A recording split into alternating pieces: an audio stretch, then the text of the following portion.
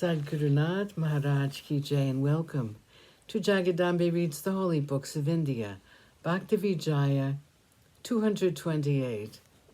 As you may remember, Mahipati was describing Krishna's garden. Krishna in the Kunjavan. Well, this long description is quite sufficient. In this exceedingly beautiful garden, by the bank of the Kalindi, Yamuna, Sri Krishna amused himself. Narsi Mehta and the husband of Uma, Shiva, going there, quickly with reverence bowed to Krishna and lovingly gave him an embrace. Sri Krishna was the visible image of the Supreme Brahm. The gopis, cowherdesses, were avatars of the Vedas. And when Krishna played on the pipe, all the gopis, out of love, assembled together. The gopis stood together in a circle, and in the midst of them was the cloud-dark Krishna, the Lord of Vaikuntha. The gopis, seeing this attractive one, rushed and embraced his feet. The feet of Sri Krishna were exceedingly tender. There were marks of Vajrankush and the Todar ornament on his feet.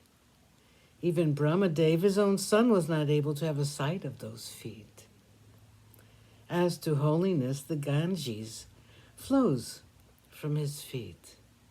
Therefore, the husband of Uma, Shiva, held it gladly on his head. Ornaments such as the Vanki and the Napura shouted out on his feet, "Blessed are we in the three worlds." The husband of Kamala, Krishna, being pleased with us, has fastened us upon his feet. The moon, looking at Krishna's nails, became extremely ashamed at heart, and Todar loudly proclaimed, "At the feet of Hari, sins are destroyed." The calves of his legs and his thighs were beautifully shaped. A yellow robe enveloped his thighs. 1,000,000 brilliant lightning flashes shone from his body. Sri Krishna's hands reached down to his knees. Both his arms were like clubs. Although Brahmadev was born from his navel, he did not know his limit. His abdomen was a vast expanse. His body was of a dark complexion. On his breast were the beautiful 3 folds. The color of his hair was without comparison. The Sri Vatsa jewel, how can I describe it? In his face all joy seemed to be gathered. The happiness arising from the enjoyment of the nectar of his lower lip was understood by Lakshmi alone. Krishna's eyes were like the petals of the lotus.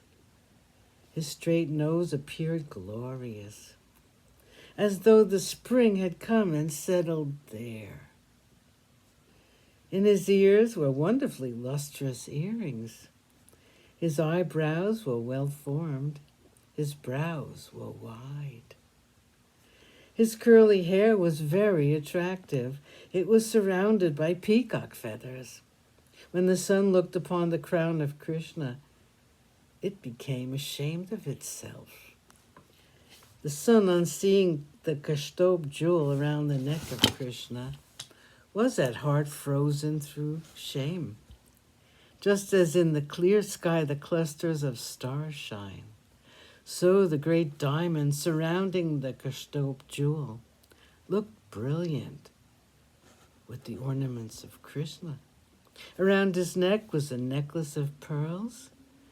The Vijayanti garland waved back and forth down to his feet.